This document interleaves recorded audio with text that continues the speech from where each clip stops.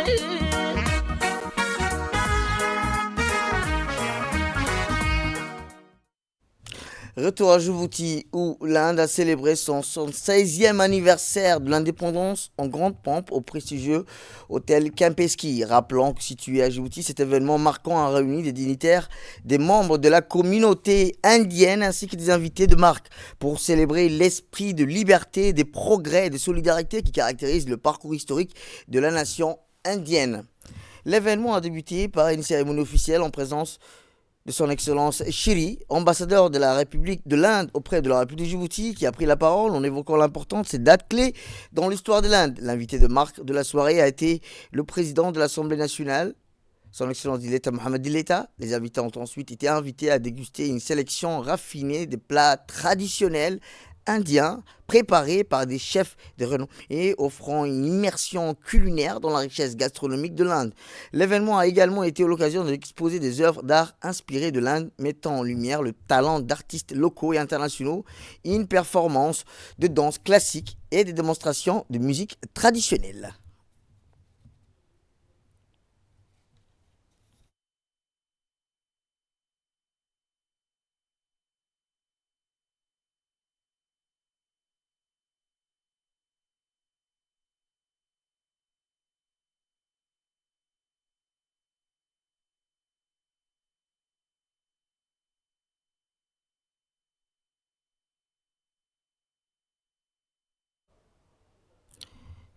Autre actualité dans ce 15 heures, c'est aussi le ministre de la Communication en charge des postes et télécommunications, M. Redouane Abdillah Ebadon, qui a reçu aujourd'hui le directeur du bureau régional de l'Union internationale des télécommunications pour les États arabes, M. Adel Darwish, à l'occasion de sa participation à l'atelier de l'initiative pour le gouvernement numérique et la cybersécurité pour la Corne d'Afrique. La réunion a été l'occasion de passer en revue les aspects, les opportunités de la coopération entre la République de Djibouti et l'UET, ainsi que les moyens de les renforcer davantage à l'avenir, notamment à la lumière du rôle joué par Djibouti au niveau des structures de l'UET et des programmes offerts cet organe spécialisé des Nations Unies.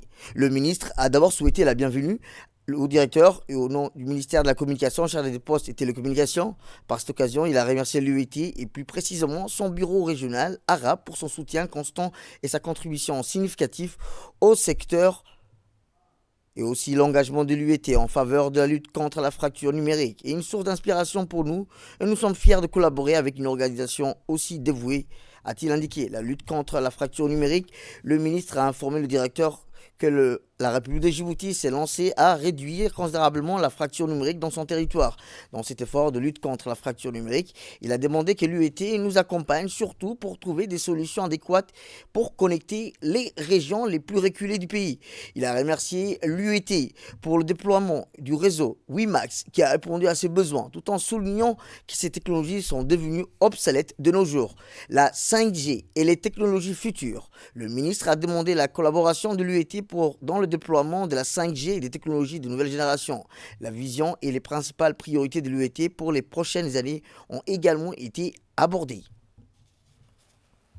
Autre actualité, c'est ainsi que le ministère de l'économie numérique et de l'innovation a organisé ce matin au Red Sea International Hotel un événement majeur en faveur de l'avancement des technologies numériques et la cybersécurité pour la Corne d'Afrique. Cette initiative vise à renforcer la coopération régionale dans le domaine du gouvernement numérique, de la transformation numérique et de la sécurité en ligne. La cérémonie a regroupé des autorités de la République de Djibouti, du Kenya, de la Somalie. La cérémonie est présidée par le secrétaire général de la primature, M. Naguib Abdallah Ahmed Kamil, où nous verrons dans nos prochaines éditions. Direction l'Arabie Saoudite, où la République de Djibouti a pris la présidence de l'Assemblée générale de l'Union des agences de presse des États membres de l'OCI lors de la 6e session de l'Assemblée tenue le lundi 27 janvier à Jeddah en Arabie Saoudite par visioconférence. Abdelrazak Ali Dirane, directeur général de l'agence djiboutienne d'information, a été élu président de l'Union des agences de presse des États de l'Organisation de la coopération islamique. Cette élection est non seulement un honneur pour l'ADI, mais elle représente également un tournant décisif pour la coopération médiatique entre les pays membres de l'UNA. Dans son discours inaugural, M. Dirane a évoqué l'importance des projets médiatiques ambitieux, soulignant le rôle dans la défense des grandes causes islamiques en mettant l'accent sur la cause palestinienne, cœur de nos préoccupations. Abdelrazak Al Dirane a appelé à une mobilisation accrue des États membres pour relever les défis futurs et réaliser des ambitions partagées. Dès là, nous passons vers le nord du pays où la caravane de la solidarité est entrée ce matin dans sa dernière ligne droite avec la localité côtière de Dalalay-Af et Médého. Ce lundi matin, dernier jour de la tournée de la ministre des Affaires sociales et de la solidarité, Mme Ouloufa Ismaël Abdo, à Dalalay-Af, qui a accueilli en premier la caravane de la solidarité. La ministre qui a été accueillie sur place par le préfet de la région d'Obok, Moussa Adel Migueni, le président du conseil régional, Mohamed Ahmed Ismail, ainsi que l'ensemble des députés de la région.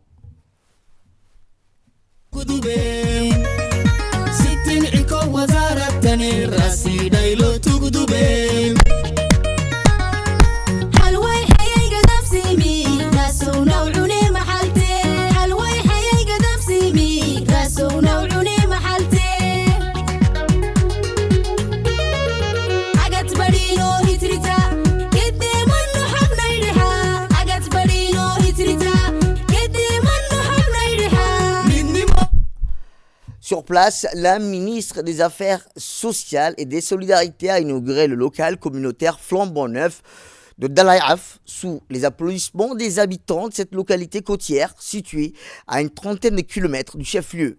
Un local communautaire qui dispose des équipements nécessaires et l'énergie solaire qui permettra à la population de se retrouver, d'échanger et d'organiser des activités communes.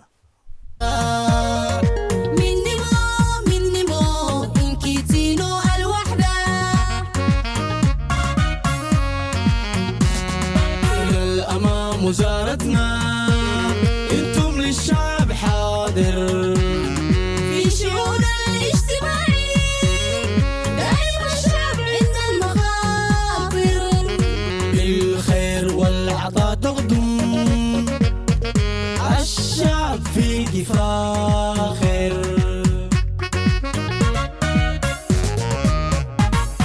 الأمام وزارتنا انتم للشعب حاضر في شؤوننا الاجتماعية دائما الشعب عند المخاطر بالخير والعطاء تقدم الشعب فيك فاخر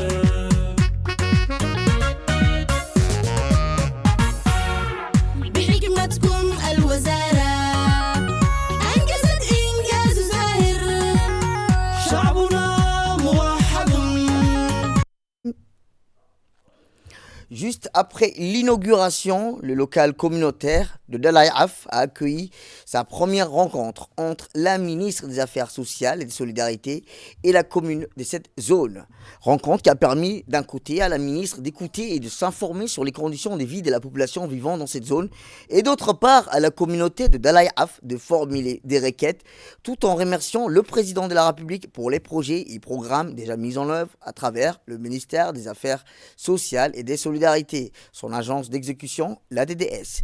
Cette rencontre directe en ce lundi sacré, jour d'Isra wal Mi'raj, a ainsi favorisé des échanges francs entre les deux parties en présence des autorités locales. Les députés de la région, Issa Mohamed et Kamil Hamed, se sont ainsi exprimés au cours de cette rencontre. Ils ont appelé à soutenir la communauté de Dalai Af qui reste dynamique, une population côtière qui organise des rencontres et bientôt va accueillir un concours culturel. Écoutons à présent le préfet. Excellence, c'est un village étape, comme on dit, qui se trouve entre Tadjoura et Obok. C'est le seul village qui est bien situé sur le corridor. Il y a eu beaucoup de projets à Dalai. Dalai à l'école, le poste santé, deux forages, ils ont la pêcherie et la coopérative des pêcheurs. La population de Dalai est très dynamique. On organise beaucoup d'événements à Dalai. Récemment, Dalai a pris en charge la jeunesse des 5 régions en sport. On a tenu pendant 3 jours. Les jeunes étaient invités, installés ici à Dalai. Et maintenant, on est en train de préparer un grand événement encore sur donc un événement culturel. Donc, on va exposer tout ce que nous avons de folklore ici à Dalai. Tout de suite après, la communauté de Dalai Af s'est exprimée à tour de rôle à travers leurs représentants. Ils ont tous d'abord tenu à remercier la ministre des Affaires sociales et des Solidarités, Mme Ouloufa Ismail Abdo, pour son déplacement chez eux à l'occasion de la Semaine nationale de la solidarité, mais aussi pour les réalisations que son département a mises en œuvre. La population de Dalai Af a ensuite présenté les requêtes à la ministre. Des requêtes axées essentiellement sur les facilités d'accès à l'eau, la redynamisation des activités à travers des petites shops près de la route, les caisses communautaires et celles d'épargne et de crédit. D'autres requêtes concernant le soutien à l'artisanat ou encore les moyens de transport destinés à livrer des produits locaux ont également été adressées à la ministre des Affaires sociales et des Solidarités. Sans plus tarder, voici les propos de la ministre. Aujourd'hui, je suis vraiment très contente d'avoir inauguré le local communautaire qui a été donc construit par le ministère des Affaires sociales et des Solidarités à travers son agence d'exécution, l'agence djiboutienne de développement social. Il y a eu également la citerne enterrée. Et si je suis venue, ce n'est pas seulement pour inaugurer, c'est bien sûr pour vous rajouter des choses et c'est pour ça que j'ai entendu attentivement vos doléances. Vous allez parler des aides sociales que nous distribuons. Dans nos prévisions 2025, il y aura 60 ménages qui vont bénéficier des filets sociaux.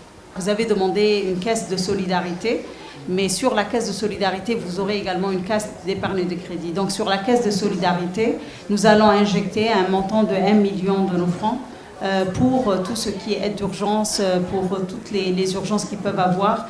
Pour la caisse d'épargne et de crédit, étant donné que Dalai Af est situé sur un corridor, nous n'allons pas mettre une caisse, mais nous allons mettre 2 caisses d'épargne de crédit, chacune de 1 million 100 000 francs Djibouti. Nous allons également, mais vraiment de bon cœur, vous réaliser ce que vous souhaitez, c'est les shops commerciaux sur le corridor Bézéla.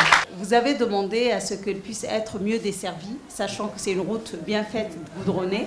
Nous allons mettre à votre disposition 2 badjages, Inch'Allah. Pour la problématique de l'eau, nous également, on a essayé déjà de faire maintenant une citerne enterrée. Ce que je pourrais également répondre comme doléance, c'est l'achat de réservoirs individuels pour que le camion citerne géré par la préfecture puisse alimenter tous ces ménages. Nous allons leur disponibiliser des réservoirs de 200 litres d'eau pour chaque ménage sur le corridor, Inch'Allah. Pour les femmes qui font de l'artisanat, à part la caisse de solidarité ou la caisse d'épargne de crédit que vous pourrez utiliser, très spécifiquement pour ce que vous allez faire, nous allons également faciliter l'achat des produits pour faire l'artisanat, ça on peut le faire, mais je ne peux pas clôturer mes propos sans répondre à la personne qui s'est déplacée jusqu'à là pour me parler, c'est Orobor. Vous aurez une caisse de solidarité de 1 million de francs Djibouti et une caisse d'épargne et de crédit de 1 800 000 francs Djibouti. Eh bien, après un long périple d'environ 3 semaines qu'il conduit un peu partout dans le pays, la ministre des Affaires sociales et des solidarités, Mme Ouloufa Ismaël Abdo, a clôturé la semaine nationale de la solidarité 2025 dans la région du Nord d'Obok, plus précisément dans la localité de Médého, dans la sous-préfecture de Alali Dada.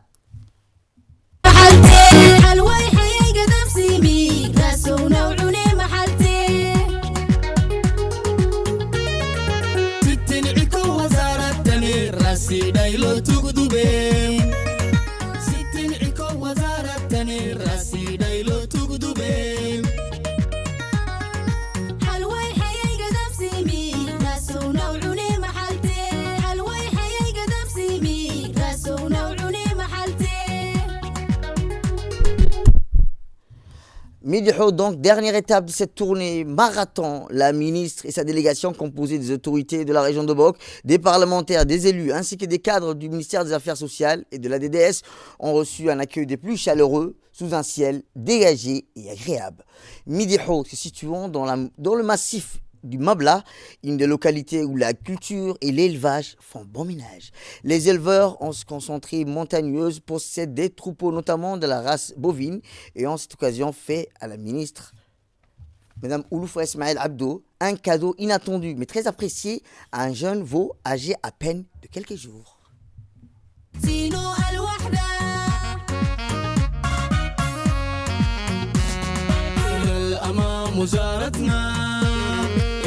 الشعب حاضر في شؤون الاجتماعي دائما الشعب عند المخاطر بالخير والعطاء تقدم الشعب فيك فاخر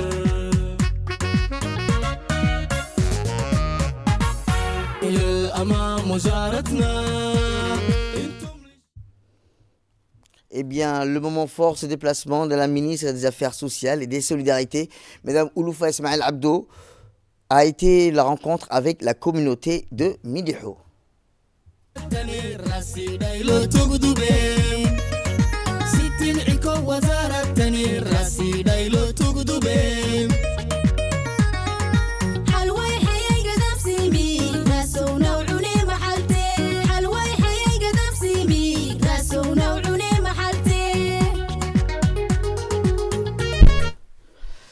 C'est le grand arbre du village qui a servi de lieu d'échange où les représentants de la communauté de cette zone ont tenu à exprimer leur remerciement à la ministre pour sa visite. Une vision dont l'objectif principal est de discuter et d'échanger directement, en particulier avec les communautés rurales, pour s'informer sur leurs conditions de vie et trouver des solutions adaptées pour améliorer en enregistrant leurs requêtes sur les besoins directs quant à l'accès aux services sociaux de base. Tout au long de la caravane de la solidarité, les rencontres de proximité ont favorisé une meilleure compréhension des réalités locales et ont permis au ministère des Affaires sociales et des solidarités de s'imprégner davantage des défis quotidiens rencontrés par la population afin de les soutenir et les faire sortir de la précarité à travers des programmes adaptés.